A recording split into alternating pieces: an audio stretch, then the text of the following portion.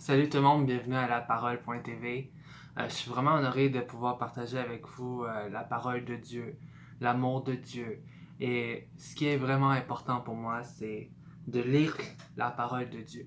Parce que la parole de Dieu va vous transformer à l'image de la gloire du Fils, à la gloire de Dieu, à la présence de Dieu. Et vraiment, on a tout ce qu'il faut dans la parole de Dieu pour nous instruire, nous éduquer, nous emmener à l'image de Jésus-Christ étant semblable à lui-même. Et la parole de Dieu, elle va nous instruire, elle va nous montrer la vérité, elle va nous mettre face à nos propres défis et nous donner les solutions. Dans la parole de Dieu, c'est là qu'on va trouver ce qu'on a besoin pour notre vie. C'est notre pain quotidien. L'homme ne mangera pas seulement de pain, mais de toute la parole de Dieu. Et moi, je lis la parole de Dieu pour vous qui n'êtes pas capable probablement. Vous essayez, mais vous n'êtes pas capable. Mais moi, je suis là pour vous aider à lire la parole de Dieu, à la comprendre ensemble. Et tu sais, je donne mon opinion, mais mon opinion ne doit pas vous influencer. Ça doit être le Saint-Esprit qui est en vous, qui vous instruit. Moi, je ne suis pas Dieu, je ne suis pas le Saint-Esprit. Vraiment, je me laisse guider par la parole de Dieu. Si j'ai quelque chose à dire, je vais commenter. Et sinon, vraiment, laissez-vous instruire par la parole de Dieu. Amen. Fait qu'on est rendu dans Actes chapitre 9. Alors, je vais commencer à lire. Quant à Saul, il respirait toujours la menace et le meurtre contre les disciples du Seigneur. Il se rendit chez les grands prêtres et lui demanda des lettres pour les synagogues de Damas, afin de pouvoir arrêter et emmener à Jérusalem les partisans de cet enseignement qui trouveraient hommes ou femmes. Ici, vous voyez, Saul respirait toujours la menace et le meurtre contre les disciples du Seigneur. Les gens avaient peur de lui, les croyants avaient peur de lui parce qu'ils voulaient les tuer, ils voulaient les détruire. Vous comprenez? Et là, Dieu va faire quelque chose de très grand dans la vie de Saul, au verset 3. Comme il était en chemin et qu'il approchait de Damas, tout à coup, une lumière qui venait du ciel resplendit autour de lui. Il tomba par terre et entendit une voix lui dire « Saul, Saul, pourquoi me persécutes-tu » Il répondit « Qui es-tu, Seigneur » Et le Seigneur lui dit « Moi, je suis Jésus, celui que tu persécutes. Lève-toi, entre dans la ville, et on te dira ce que tu dois faire. » Les hommes qui l'accompagnèrent s'arrêtèrent, muets de stupeur. Ils entendaient bien la voix, mais ils ne voyaient personne. Saul se releva de terre. Malgré ses yeux ouverts, il ne voyait rien. On le prit par la main pour le conduire à Damas. Il resterait 3 jours sans voir. Il ne mangea ni but rien. Amen. Puis là, tu sais, dans notre vie, on peut témoigner la parole de Dieu, on peut parler de Dieu, mais chez des gens qui semblent tellement à l'opposé, au contraire de nous, même ça peut être des persécuteurs, des gens qui nous persécutent. On leur parle de Dieu, ils ne sont pas réceptifs, mais on doit prier pour ces gens-là. On doit prier pour les Saül de notre vie, les gens qui sont des persécuteurs, les gens qui sont méchants envers la parole de Dieu, qui sont vraiment pas réceptifs à recevoir Jésus-Christ dans leur vie. On doit prier, puis là, qu'est-ce qui s'est passé? C'est que Dieu, Jésus-Christ, s'est présenté à lui, à Saül, et sans aucune intervention de personne. Dieu a sa propre volonté. Dieu, on ne peut pas l'influencer. C'est lui qui nous influence. Et il a influencé Saül sans l'aide de quiconque. Il est allé lui-même se présenter à lui pour lui annoncer l'évangile. Amen. Et là, on va voir après, au verset 10. Or, il y avait à Damas un disciple du nom d'Ananias. Le Seigneur lui dit dans une vision, « Ananias !» Il répondit, « Me voici, Seigneur. » Le Seigneur lui dit alors, « Lève-toi, va dans la rue qu'on appelle la droite et dans la maison de Judas, demande un dénommé Saul de Tarse. » En effet, il prit, il a vu en vision un homme appelé Ananias entrer et poser les mains sur lui, afin qu'il retrouve la vue. Ananias répondit, « Seigneur, j'ai appris de beaucoup tout le mal que cet homme a fait à tes saints à Jérusalem. » Et ici, il a plein pouvoir de la part des chefs des prêtres pour arrêter tous ceux qui font appel à toi. Mais le Seigneur lui dit, vas-y, car cet homme est un instrument que j'ai choisi pour faire connaître mon nom aux non-juifs, aux rois et aux Israélites. Je lui montrerai tout ce qu'il doit souffrir pour moi. Amen. C'est Dieu, c'est Jésus-Christ qui s'est choisi Saul de Tarse. C'est lui qui est allé le prendre d'où il était. Et vraiment, là, il le touche d'une façon vraiment particulière dans la vie de Saul. Mais Dieu peut te prendre où ce que tu es, toi, et te changer, te transformer. Toi qui es aveugle, toi qui vois pas Jésus-Christ, qui a jamais goûté, maintenant tu peux y goûter. Tu peux accepter Jésus-Christ dans ta vie et il va transformer ta vie. Il va te changer comme Saul n'est plus maintenant un meurtrier, mais est maintenant un enfant de Dieu. Et il va devenir un croyant, un enfant qui croit en Jésus-Christ. Et les croyants vont se poser tellement de questions. Mais c'est ce que Dieu fait. Il bouleverse nos mentalités. Il nous change, il nous transforme. Et les gens alentour de nous ne nous reconnaissent plus. Amen. Alors, verset 17. Ananias partit une fois entré dans la maison. Il posa les mains sur Saul en disant, « Saul, mon frère, le Seigneur, le Jésus qui t'est apparu sur le chemin par lequel tu venais, m'a envoyé pour que tu retrouves la vue et que tu sois rempli du Saint-Esprit. » Aussitôt il tomba comme des écailles de ses yeux et retrouva la vue. Il se leva et fut baptisé. Après avoir pris de la nourriture, il retrouva des forces. Il resta quelques jours avec les disciples qui étaient à Damas et se mit aussitôt à proclamer dans les synagogues que Jésus est le Fils de Dieu. Tous ceux qui l'attendaient étaient stupéfiés et disaient, « N'est-ce pas l'homme qui persécutait à Jérusalem ceux qui font appel à ce nom-là? Il n'est pas venu ici pour les arrêter et les conduire devant les chefs des prêtres. » Cependant, Saul se fortifiait de plus en plus et confondait les Juifs qui habitaient à Damas, démontrant que Jésus est le Messie. Amen. Ici, Saul aimait Dieu vraiment de tout son cœur. Il faisait selon la loi ce qui était agréable à Dieu quand il était juif. Et cela, c'était d'enlever le mal. Il croyait que Jésus-Christ était mauvais et que c'était un faux prophète, etc. Fait qu'il était dédié quand même à Dieu. Puis là, tu vois, là, il est dédié réellement à Jésus-Christ et sa vie est transformée. Et là, on voit les fruits. On voit qu'il était prêt au ministère que Jésus-Christ l'appelait. Et il a compris en le voyant. Ses écailles sont tombées de ses yeux. Il a compris qui il était Jésus-Christ, qui était Dieu.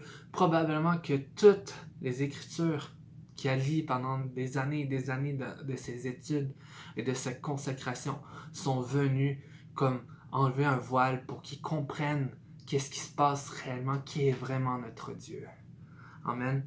Alors, verset 23. Au bout d'un certain temps, les Juifs se concertèrent pour le supprimer.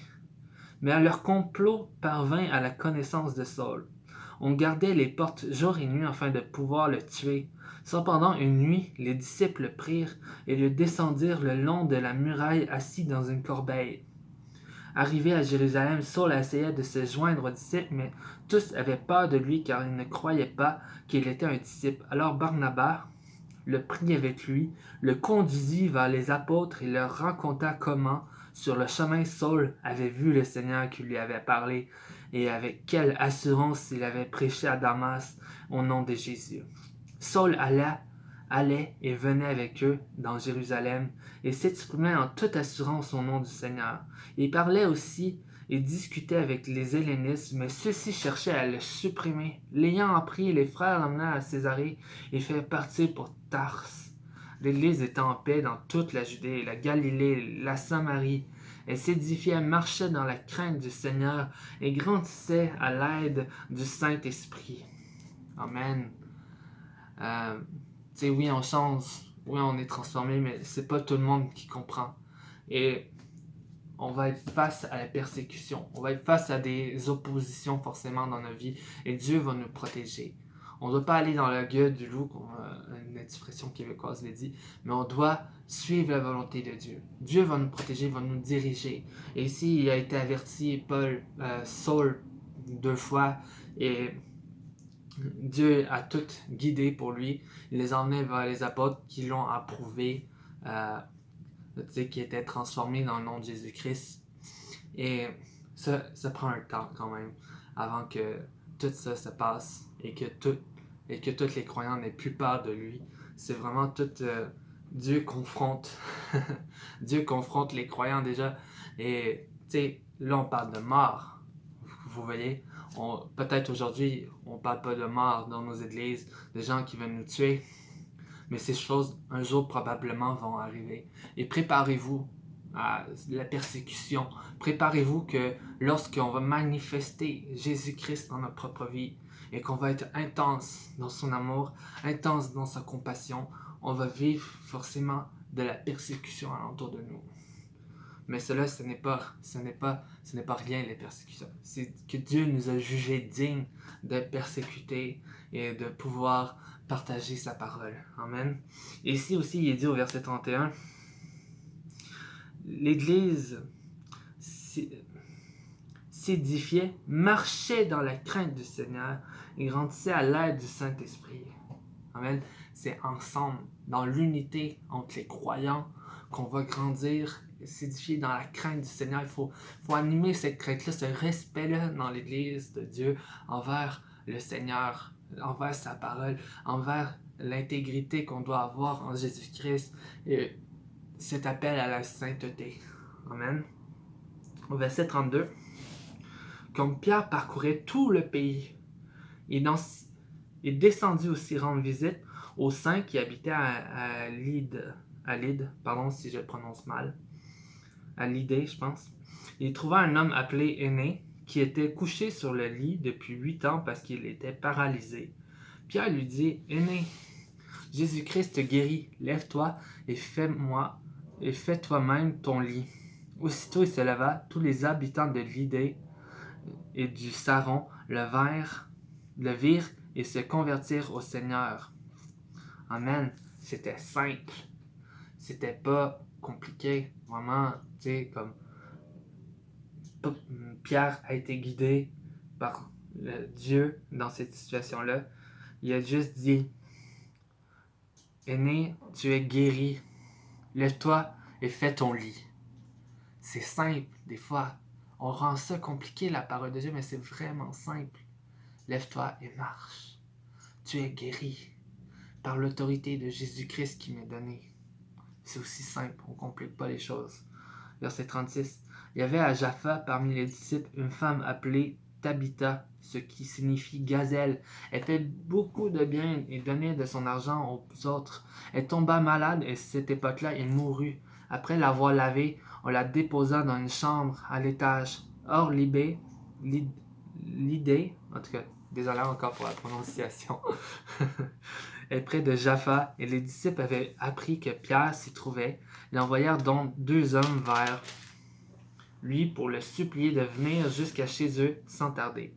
Pierre se leva et partit avec eux. À son arrivée, il conduisit dans la chambre de l'étage. Toutes les veuves l'entourèrent et pleurant, et lui montrèrent toutes les robes et les manteaux que faisait Tabitha quand elle était avec elle. Pierre fit sortir tout le monde et se mit à genoux et pria. Puis il se tourna vers le corps et dit, Tabitha, lève-toi. Elle ouvrit les yeux, et quand elle vit Pierre, elle s'assit. Il lui donna la main et la fit lever. Il appela ensuite les saints et les veuves et leur présenta vivantes. Cela fut connu de tout Jaffa, et beaucoup crurent au Seigneur. Pierre resta quelque temps à Jaffa chez un tanneur qui s'appelait Simon. Amen. Voici ce qui est tout pour le chapitre 9. Ici, on peut voir la simplicité de Dieu, l'acte de Dieu, l'acte créatrice de Dieu. Et comme quoi, des fois, on complique un peu trop les choses en tant que croyant par des doctrines, par des enseignements, par des principes, par des préceptes, puis par tout plein de façons de faire. Mais ici, c'était le Saint-Esprit qui a guidé Pierre Et Saul, Pierre, 2 fois a parlé, a été voir les personnes et a dit lève-toi, tu es guéri, et voilà. Et ça, c'était l'appel de Pierre. Ça, c'était l'appel de Saul. Et on a tous un appel personnel avec Dieu, avec sa parole, avec son amour. Dieu a un appel pour nous, puis il va nous faire appel. Et on doit être disponible comme Pierre, comme il y a des gens qui ont été le voir pour qu'il aille prier pour telle personne parce qu'ils savaient que l'onction de Dieu était dans leur vie. Nous, est-ce qu'on va rester chez nous ou on va aller prier pour cette personne qui est qui est morte? Et Pierre, il n'a pas fait ça pour être vu, pour faire des vues sur YouTube, etc. Non, il a fait sortir tout le monde de la pièce. Il n'a pas dit allumer une caméra. Non, il a été tout seul. Il a prié, il a mis ses genoux à terre. Et voilà, la personne, Dieu a guéri la personne à travers lui. Il a été un outil de Dieu, de l'amour de Dieu. Et on peut être ces outils-là entre les mains de Dieu si nous sommes simplement disponibles et que nous voulons faire sa volonté à travers nos vies de façon différente que Pierre et Saul. Parce que chaque personne est unique et Dieu va nous utiliser à sa façon, avec nos capacités, notre façon de faire. Amen. Et que je prie vraiment que vous soyez richement bénis et que vraiment vous partagez cette vidéo ou que vous la likez, peu importe. Je crois réellement que on doit lire la parole de Dieu. On doit lire la parole de Dieu ensemble dans les églises,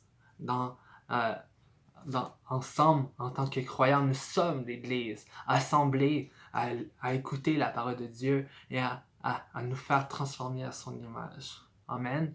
Alors, on se revoit bientôt dans Acte 10. Ça fait un plaisir vraiment de lire la parole avec vous. Au revoir.